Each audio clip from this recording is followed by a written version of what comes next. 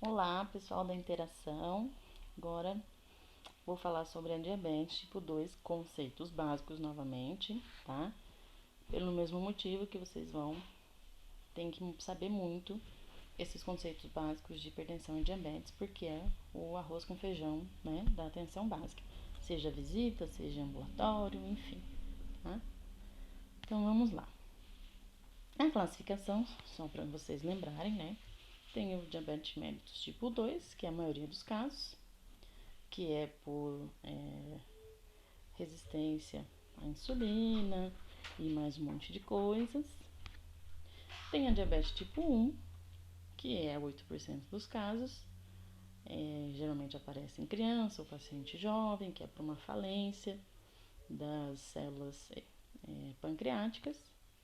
Tem a que acontece na gestação e tem o chamado pré-diabetes, né, que eu não gosto muito desse termo, mas enfim. E tem os outros que são aqueles tipos genéticos mais raros que também não compete a gente ficar falando aqui, tá? O grosso mesmo é a tipo 2, que é a diabetes adquirida. Tem questão familiar, tudo tem, mas depende muito mais do estilo de vida do que da parte genética em si. Diagnóstico, ó, deixa eu até voltar. A gente pode fazer o diagnóstico de 3 formas, tá? De diabetes. Primeira forma, quando o paciente tem sintomas e a glicemia capilar está acima de 200, tá? Não precisa ser em jejum. Quais são os sintomas e sinais clássicos? Vários P's: poliúria, polidipsia, perda de peso, fraqueza, tontura, né? Esses são dores nas pernas, são sintomas, alteração visual. Então, o paciente está tendo perda de peso, polifagia, né, que come demais, está perdendo muita urina e tem acima de 200, pronto, fechou o diagnóstico. Segunda forma, glicemia de jejum, que é o mais comum, né? Maior ou igual a 126. Por que eu tô frisando isso? Porque vocês vão ver em exames, inclusive do SUS, que o valor de referência vai estar abaixo de 100, abaixo de 99. Aí a pessoa fala: Meu Deus, eu tô com 103, eu tenho diabetes. Não, não tem.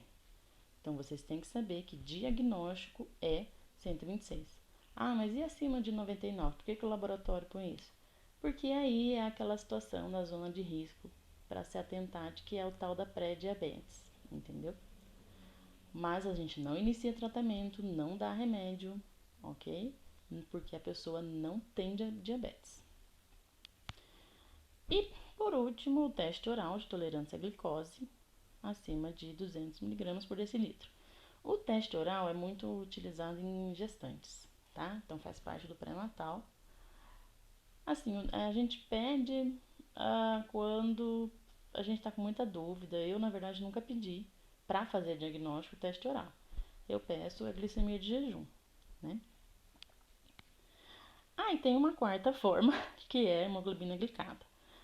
Mas, acima de 6,5. Apesar disso, a hemoglobina glicada ela é muito mais usada para controle do tratamento do que para diagnóstico em si. Então, quando que eu peço, mas vamos pedir glicada para todo mundo? Calma, não é bem assim. Ela é mais cara, né? Não é tão acessível.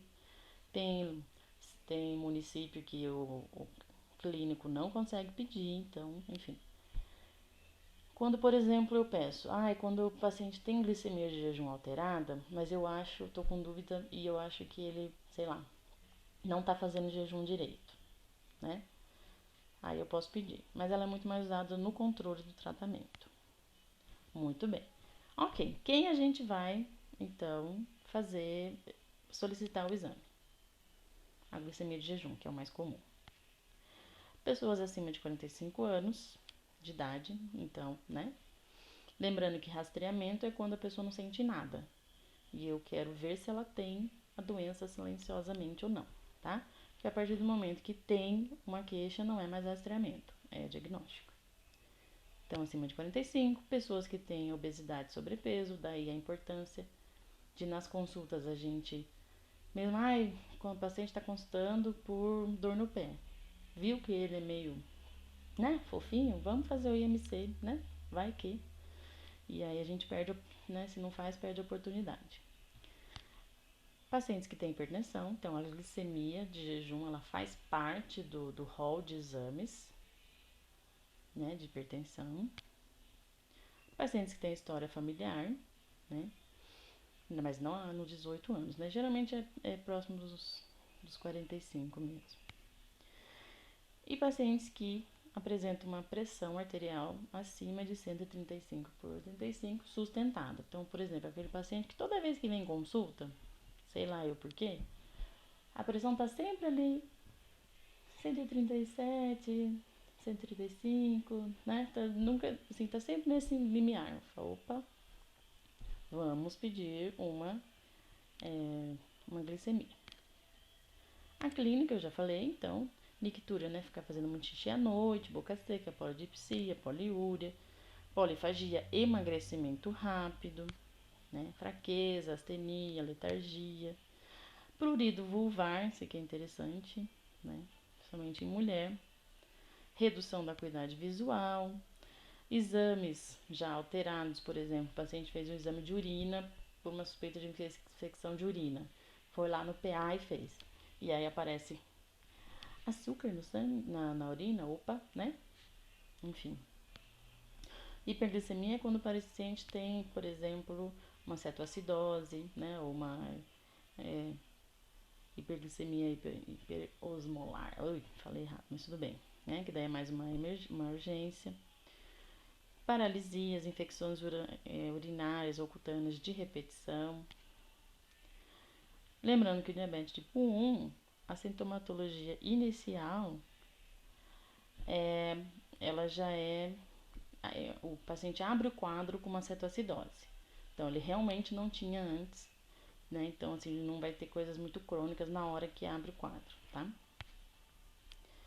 Aqui, de novo, né, a interpretação, aquilo que eu já falei, ó, 2 resultados positivos. A gente tem que ter um conceito de síndrome metabólica, que seria o quê?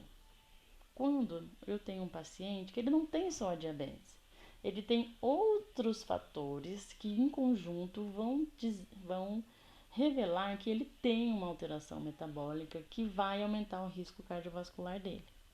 Quais são essas outras coisas, né? Aumento da circunferência abdominal. Então aqui tem os valorezinhos, não precisam decorar, mas só para saber. Em homens e em mulheres, cada um tem o seu valor, tá? Acima de 80, meu Deus do céu. Enfim, eu acho que eu tenho mais que isso, mas tudo bem. Né? Então a gente tem que medir a circunferência abdominal. Aumento dos triglicerídeos, né? Então no perfil lipídico, né? Acima de 150 ou paciente que já faz tratamento. Baixo HDL, que é o colesterol bom. A pressão arterial acima de 130 por 85 ou paciente que está em tratamento. E a glicemia de jejum. Então, ou seja, se o paciente apresenta pelo menos 2 desses, sendo que o principal como é que fala? Lá, o diagnóstico, ó. Tem obesidade abdominal, mas 2 ou mais dos outros critérios, tá? Então, volta aqui. O paciente tem aumento da circunferência abdominal, tem que ter, para ter a síndrome. E ele tem a pressão alterada e a glicemia de jejum alterada, ponto. Já tem síndrome metabólica. Ou ele tem aumento da circunferência abdominal e tem triglicerídeos aumentados e HDL baixo, né? Enfim. Então, esse é o diagnóstico. Que é um paciente que a gente vai tomar mais cuidado, porque ele tem um risco aumentado de eventos cardiovasculares, né? Estratificação de risco. Então, lembrando, a gente tem que pedir exames. A própria glicemia, hemoglobina glicada, creatinina, que é para ver a função renal, lipidograma, potássio, que também é para ver função renal e alteração metabólicas, né? Tipo hiperparatiroidismo, essas coisas assim. O parcial de urina e o eletro para ver como que tá o coração, ok? Olha só, Risco baixo. Quem são as pessoas de risco baixo? Pacientes que têm pré-diabetes, ou seja, não têm diabetes, mas estão naquela zona ali acima de 100, então já está na zona de risco, né? Então, que tem a glicemia de jejum alterada, está alterada, mas não está valor de diagnóstico, ou tem a tolerância diminuída à glicose, né? Pacientes com diabético tipo 2. Na verdade, assim, isso é uma coisa que eu não concordo também muito, mas diabético, em tese, via de regra, a gente fala que o diabético é alto risco, tá? Então, o paciente tem diabético, ele já é alto risco cardiovascular. Porém, na última diretriz de hipertensão, existe uma situação em que ele pode ser risco intermediário ou risco médio, né? Que é uma situação assim no mundo ideal, né, na Alice no País das Maravilhas, que não acontece na realidade. Até na minha aula de rastreamentos, eu mostro toda uma tabela do que o paciente não pode ter para ser considerado de risco intermediário, né? Então, ó, sem complicação crônica, com controle metabólico e pressórico super bem, não teve internação. Então, assim, vocês vão ver que é muito difícil isso acontecer. Então, na prática, a maioria dos diabéticos é alto risco cardiovascular, tá? Então, aqui, alto risco, diabetes tipo 1, sempre. Tipo 2, e que não tá, tem algo que não está adequado, né? Enfim, ou que teve mais complicações, que teve internamentos. Na prática, diabetes é igual a risco alto, tá bom? E aí, por que eu tenho que saber isso? Porque é importante pra gente saber a meta. E olha só o controle, classificação do controle metabólico. Aí que eu falei que entra mais a hemoglobina glicada, tá? Então, eu considero que o meu paciente, ele tá controlado, bem controlado, quando dá até abaixo de 7, igual ou menor a 7. Porém, idosos, né, lembrando, ó, idosos, a gente alarga um pouco mais essa, né, então é abaixo, menor ou igual a 8, porque se a gente quiser ficar mantendo o paciente abaixo de 7, o idoso, ele vai ter hipoglicemia, vai cair, vai fraturar o fêmur, enfim, vai ter outras complicações, tá? Regular, que está entre 7 a 9, e quando não está controlado, está ruim, é acima, maior ou igual a 9. Tanto que nesse valor já inicia insulina, tá? E a pressão arterial, veja bem, um paciente que tem diabetes, a pressão dele não tem que estar abaixo de 140 por 90. Elas têm que estar abaixo de 130 por 80. Então é um pouco mais rigoroso, né? Aqui, ó, ruim é glicada acima de 9. Vocês vão ver, às vezes tem paciente com glicada de 11, o maior que eu peguei foi 16, né? Mas tem 10, 12, 14. Vamos lembrar das complicações crônicas. Então, temos as micro e as macro, né? Microangiopatias e macroangiopatias, microvasculares e macrovasculares, como quiserem, tá? Quem são as microlesões, né? Dos pequenos vasos. Retinopatia diabética. Então, paciente com diagnóstico de diabetes tipo 2, temos que fazer uma fundoscopia. Doença renal, né? Então, temos que verificar a função renal, né? Com insuficiência renal crônica, eu já falei, né? Neuropatia diabética, que são aquelas alterações na sensibilidade de membros inferiores.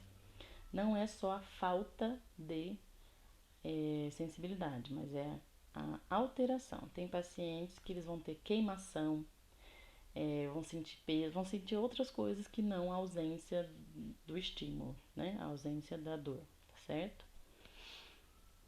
O próprio pé diabético, né? É por lesão microangiopática. E a neuropatia sensitivo-motora, que também é a mesma coisa que a neuropatia diabética, é a alteração da parte nervosa da... Enfim, ai, me fugiu a palavra, mas tudo bem. E as as complicações macro, então, são as doenças arteriais coronarianas, né? Então, angina, infarto, enfim. O próprio AVC, acidente vascular, encefálico, seja ele hemorrágico ou isquêmico, né? A doença vascular periférica, ok? Muito bem. A periodicidade das consultas, olha só. Então, o paciente, que beleza. O paciente tem que consultar só com o médico? Não, ele tem que ir no enfermeiro e no dentista, tá? Então, o paciente que tem um risco baixo, né? Que é, na verdade, que não é nem o que é um pré-diabético, uma vez por ano tá ótimo. Ou 2 vezes por ano no enfermeiro, tem que ir no dentista.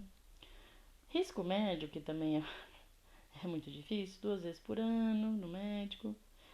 Mas, ó, risco alto, que é a maioria, né? 3 vezes a cada 4 meses. Então, ter consulta com o médico, né? Ou a cada 3 meses com o enfermeiro, certo? Olha lá, com o médico. Geralmente vai ser esse que é 3 vezes ao ano. Até mesmo que eles têm que renovar a receita. Os exames, olha só que beleza. Vamos decorar tudo isso. Vocês vão ver que também com o tempo acaba decorando mesmo, tá? Mas tem uma colinha. E olha só o importante, a periodicidade desses exames. Então, risco baixo anual. Então, no mínimo anual. Por que eu vou enfatizar isso? Porque vocês vão ver muitos pacientes que já tem diagnóstico de diabetes, já trata diabetes e o último exame deles foi em 2016. Entendeu? É muito comum isso. Isso não pode acontecer. Pelo menos anualmente o paciente tem que ter os seus exames, sua função renal, sua lipidograma, avaliação cardíaca, tem que estar dentro do sendo feita, né? Ok? Olha lá. A maioria é anual.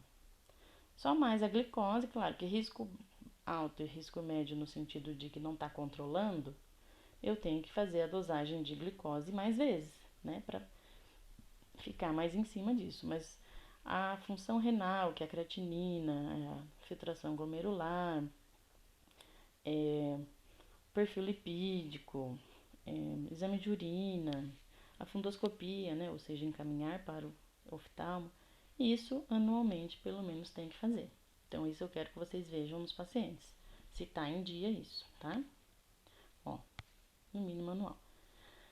Tratamento. Nós temos os remédios que dão, digamos assim, espremem o pâncreas, né? Fazendo eles liberarem ainda o que resta.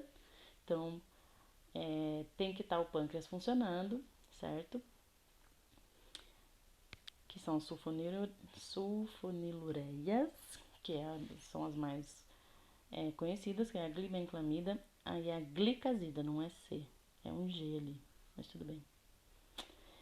E tem os não tipo sulfonilureia, que a gente não usa no SUS. Temos as incretinas, que também não usamos no SUS.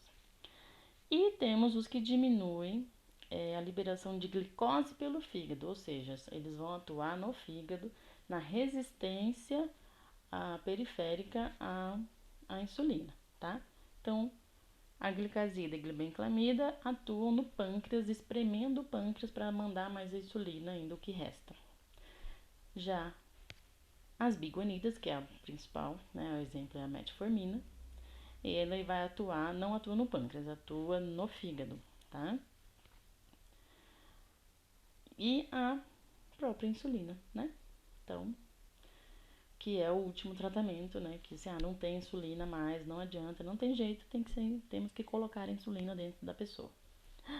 Olha só, esse quadrinho aqui também não é para decorar, óbvio, mas eu gosto dele porque ele faz um comparativo das principais medicações que a gente usa no SUS, né? Então eu tenho a metformina, que é uma biguanida, vai agir lá no fígado, que é a primeira medicação que a gente faz, né? Então, a primeira escolha, né? Indicações, primeira escolha. E temos a glibenclamida, e a glicazida, que vão espremer o pâncreas. Desculpa a forma de falar, né? Mas enfim. Só para entender um pouco mais. E aqui tem quantas vezes que usa, qual dose máxima, enfim, tá? Então é bem legal dar uma lidinha nisso, ou ter em mãos. A primeira escolha, metformina. Formas de administração. Então, a metformina, depois das refeições, máximo 3 vezes ao dia. A glibenclamida e a glicazida, antes das refeições. A glicazida, né? A glibenclamida antes das refeições, até 3 vezes ao dia. Então, vocês vão ver muito comum, assim, na receita. É glibenclamida, tomar um comprimido antes do café, almoço e jantar. Metformina, tomar um comprimido após o café, almoço e jantar, né? Mas a gente está usando mais, no lugar da glibenclamida, nós estamos usando mais a glicazida, que faz a mesma coisa, então não dá para pôr as duas juntos, né? E é uma dose única, então melhora a adesão, né? Então é bem mais acessível, tá? Então a gente associa a metformina, que é a primeira droga que começa, com uma sulfonilureia, que é a glicazida ou a glibenclamida. Em Maringá existe glicazida na rede. Tem município que não, que só vai ter a glibenclamida. Então, fazer o quê? Uma coisa. As sulfonilureias, que são a glibenclamida e a glicazida, elas têm o risco de abaixar demais a glicemia, tá? Então, principalmente idoso, tem que tomar um cuidado. Opa. Insulina. Quando que a gente começa a insulina no paciente? Quando não está controlado. Se a hemoglobina glicada está acima de 9%, pronto, não tem o que fazer, temos que colocar, né? Ou a de jejum acima de 270. Seja no diagnóstico, então se eu faço o diagnóstico e já está acima de 9%, eu já começo a insulina, tá? Ou durante a evolução, durante o acompanhamento, não está controlando. Nos casos de diabetes tipo 1 também não tem como. Quando o paciente tem sintomas, tá? Então, a hemoglobina glicada não tá lá tão alterada, mas ele tá tendo poliúria, polidipsia, tem que fazer insulina também, tá? Quando não tá indo bem o tratamento, né? Então, falência do tratamento dos antidiabéticos orais. Durante a gestação, tá? Então, gestante não usa metformina, não usa essas coisas, é só insulina. Ou numa situação de hiperglicemia, né? Que é o coma hiperosmolar ou acetoacidose. Não adianta dar uma glibenclamida para o paciente engolir, que não vai fazer efeito, tem que ser insulina mesmo, tá? E pacientes diabéticos que vão passar por situações de estresse. Então, pacientes que vão fazer cirurgia, paciente com infecção, a infecção, ela descontrola a diabetes. Então, às vezes eu tenho um paciente que está controlado, mas ele pega uma pneumonia, né, por exemplo. A pneumonia vai dar uma descontrolada na diabetes dele. Então, pode ser que eu tenha que usar a insulina, tá? Traumas, hipertireoidismo, enfim. Opa. Tipos de insulina que temos no SUS, tá? Eu vou falar só do SUS. Temos 2 tipos. A de ação intermediária ou longa, né? Duração, que é a NPH, tá? E a regular, que é a de ação rápida. A NPH é a insulina que a gente começa no tratamento, tá? É o inicial, com uma dose noturna de 0,2 a 0,5 unidades por quilo dia, tá? Ela tem um início de ação de 1 a 3 horas, então, como eu falei, né, não vai... 1 a 3 horas, tem um pico de até 8 horas, que é o máximo da ação dela, e tem uma duração total de 18 horas. Então, e ela não tem, começa com uma dose única, não tem relação com a refeição, porque ela vai demorar para começar a fazer efeito, então, né? Geralmente, quando atinge acima de 40 ou 50 unidades dia, daí a gente divide, faz de manhã e à noite, tá? Divide a dose total. Já a insulina regular, ela começa a agir em 30 minutos. Então, é a regular que a gente usa quando um paciente está com cetoacidose ou com cômara hiperosmolar, tá? E ela vai ter um pico de ação em 2 a 3 horas e uma duração total de 6 a 7 horas. A regular, ela é a segunda que a gente faz no tratamento crônico, tá? Que tem a ver com a refeição. Então, o paciente, ele vai, meia hora antes dele comer, dele tomar café, sei lá, ele vai fazer a glicemia capilar dele e de acordo com o valor ele vai tomar a regular, né? Então, isso é muito individualizado, tá? Mas é 30 minutos antes das refeições. Então, no diabetes tipo 2, eu já falei, no NPH, a dose inicial é de 0,2 a 0,5, né? Então, dá 10 a 15, na prática, 10 a 15 unidades à noite. A gente mantém a metformina, glucazida, enfim. E a gente vai ajustando a dose de acordo com a glicemia capilar, aquela do dedinho, tá? Então, por exemplo, em jejum, o paciente acordou, fez lá em jejum. Tá ainda, mesmo com a dose inicial, tá acima de 120, eu vou acrescentar 2 unidades. Tá acima de 140, eu vou acrescentar 4 unidades. Tá acima de 160, eu vou acrescentar 6 unidades. Isso na dose noturna. A cada 3 dias, ok? Até chegar abaixo de 120. Então, é um pouquinho complexo isso, né? Mas a gente tem que... É difícil de explicar, mas funciona mais ou menos assim. Então, por isso que o paciente que usa insulina, ele tem direito ao glicosímetro, né? Então, tá. Opa. Aqui, se ultrapassar 30. Tem lugar que é 40, tem lugar que é 50, enfim. Na linha guia de diabetes tá 30, né? Mas tudo bem. Aí a gente vai dividir 2/3 pela manhã, 1/3 à noite. A meta é manter na meta normal, que é abaixo de 7, ok? Se o paciente não estiver na meta, que é da glicada, a gente vai ter que ver a hemoglobina antes do almoço, antes do jantar e antes de dormir.